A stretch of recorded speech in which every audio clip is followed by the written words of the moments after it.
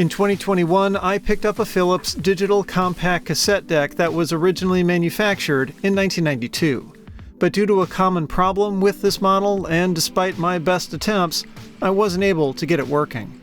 There's been some new developments in the DCC community, though, so I decided to pick up where I left off. Will I have better luck the second time around?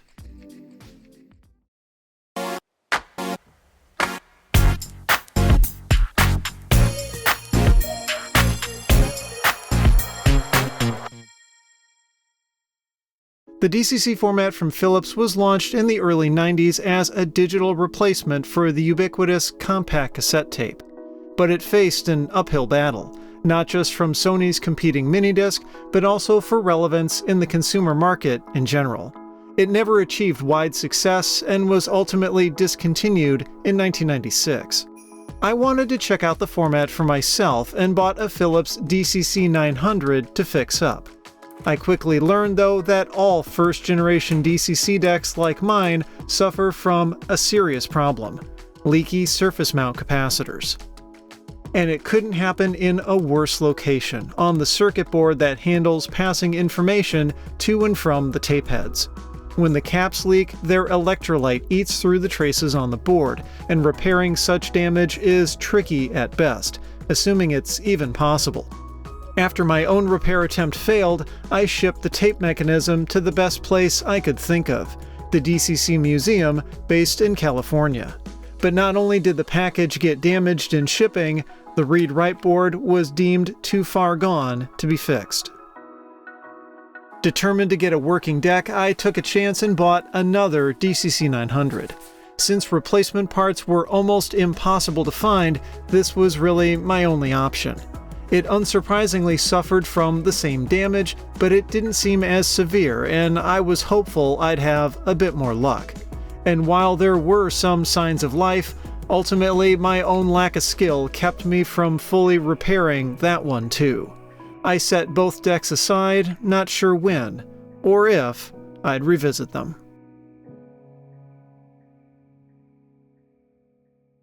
Sometime later, a viewer from the Netherlands named Emily got in touch.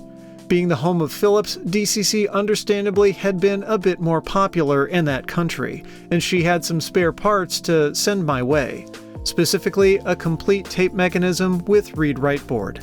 I've since learned that shipping DCC tape mechanisms on their own, regardless of how well they're packaged, is generally a bad idea, as this one arrived damaged as well. The motor control board was cracked, and one of the mounting ears for the drawer springs broke off. But the parts I needed hadn't been affected, so I got back to work. At first glance, this read-write board didn't look too bad at all. Sent along with it was a spare digital board, which also usually suffers from leaky capacitors, though the damage often isn't nearly as severe. I put both boards into my ultrasonic cleaner to remove any electrolyte that had already leaked. It's very likely that at least one cap had failed, and I wanted to minimize how far it spread before it had a chance to get any worse. I set them out to dry for a day, then went to see what I'd be facing. The digital board overall looked promising. It had cleaned up well, and while the caps were indeed leaking, it didn't seem like they'd been doing so for very long. The read-write board, though, was a different story.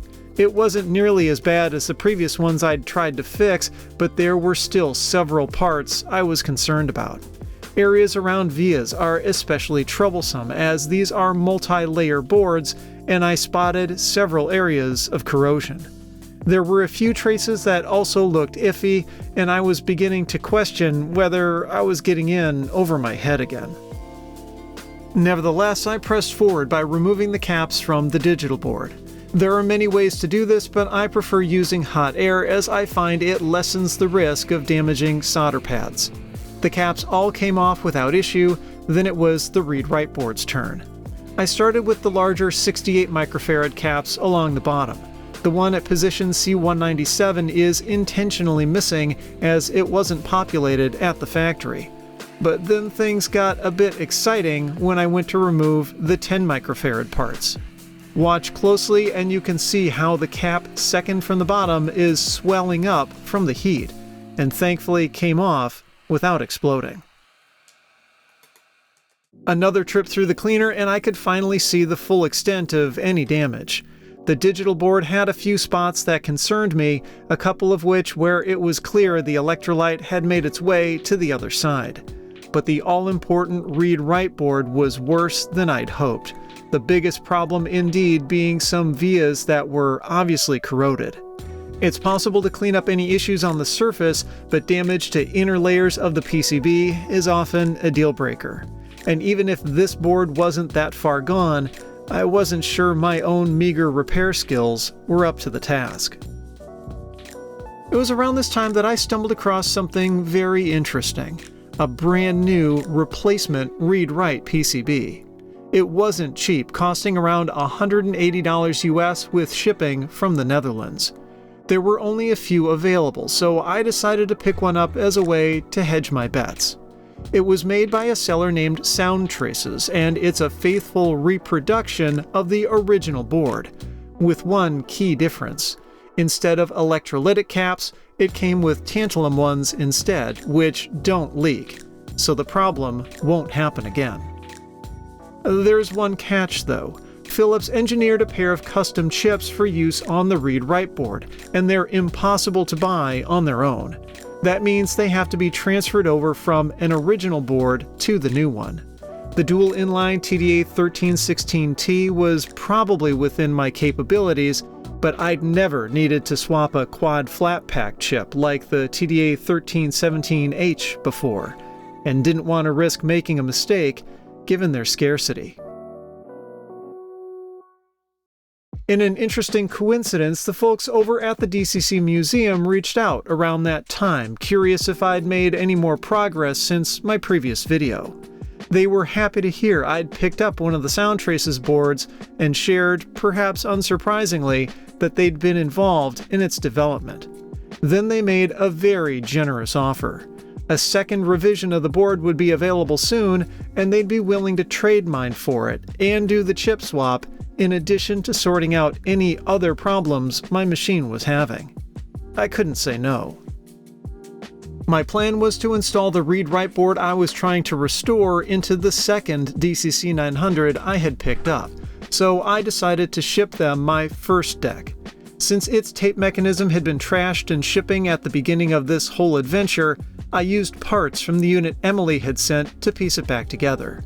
Since I had to completely disassemble it, this meant there wouldn't be any unknowns, which would hopefully make the DCC Museum's job a bit easier. I included not just the Sound Traces PCB, but also the original read-write board that was too far gone to be fixed, which now would serve as the donor for the two necessary chips. Then I got the entire deck packed up and sent on its way. Meanwhile, I was still curious if I could get the second deck working. I applied some flux and cleaned the pads on the two PCBs with desoldering braid. To be extra sure, I ran them through the cleaner yet again, then installed new capacitors. Some of the pads seemed a bit iffy, though they had all tested fine for continuity. I ended up using a mix of surface mount and through-hole parts. In some spots, tight spacing between components made through-hole caps easier to work with, and in other places, it meant less stress on already weakened pads. Then came the time to test my luck. I got the deck disassembled and reinstalled the two boards. My expectations were low, as I'd gone through this twice before with little to show for it. But maybe the third time was the charm? I dropped in a tape I knew had audio on it, pressed play, and nothing. Absolutely nothing. Which, honestly, didn't surprise me at all. The read-write board was simply too far gone from electrolyte damage. A package arrived not long after. There was a hole in the side, and it had clearly been kicked around in shipping a bit, but also came with good news.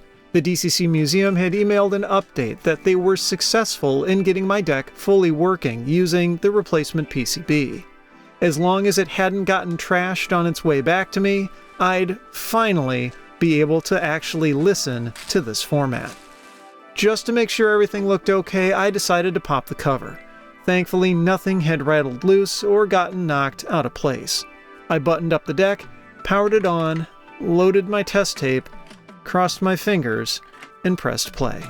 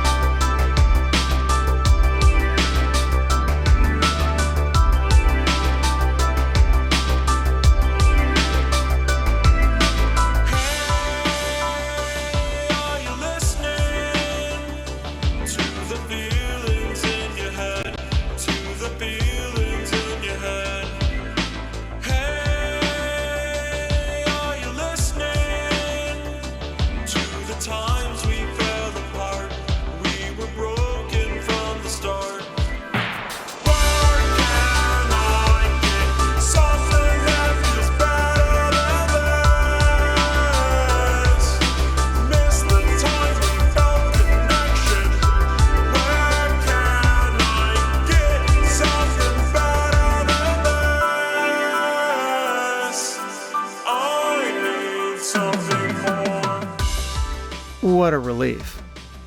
In recent years, the road for those interested in DCC has been a rocky one, especially in North America. It wasn't a terribly popular format to begin with, and the majority of decks available to buy used are first-generation ones like my DCC 900, so they all suffer from the problem with leaky capacitors. One could try to seek out a later generation deck which have proven to be much more reliable, or pick up a first-gen one that's already been repaired, but both of those options are expensive. Alternatively, you could spend relatively little, about $100, on a DCC 900 sold as parts, and roll the dice on whether it can be fixed. But as time has gone on, the chances of being able to repair one have steadily declined, as my own experience has shown. These new read-write boards are a huge development for the DCC community, as these previously unrepairable decks now have a second chance. Pricing is pretty fair too for such a niche product, about $150 for just the board if you're capable of swapping those two chips yourself, or $250 if you want the DCC Museum to do it for you, in which case they'll also recap your digital board while they're at it. These new boards should moderate prices for decks a bit too. Because they're now eligible for repair again, parts-only machines will likely get a bit more expensive, but also because the fix itself is a known cost with a much higher rate of success, working first-gen DCC decks should come down in price. It's very unlikely that anyone will bother with trying to repair read-write boards like I did anymore.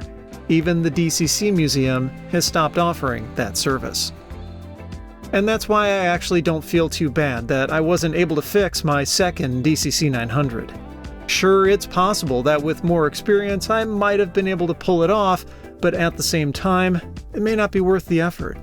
These new read-write boards are clearly the better path forward, and I'd rather spend my time gaining practice transplanting chips than fighting corrosion that may not be repairable regardless of one's skill. For now though, at least I have one working DCC deck, and I'm very thankful for the DCC Museum's help. Retro technology of any kind is much more enjoyable with a strong community supporting it, and modern replacement parts are perhaps the best example of that. How popular that technology was, or still is, doesn't seem to matter. You just need people passionate enough to take up the task.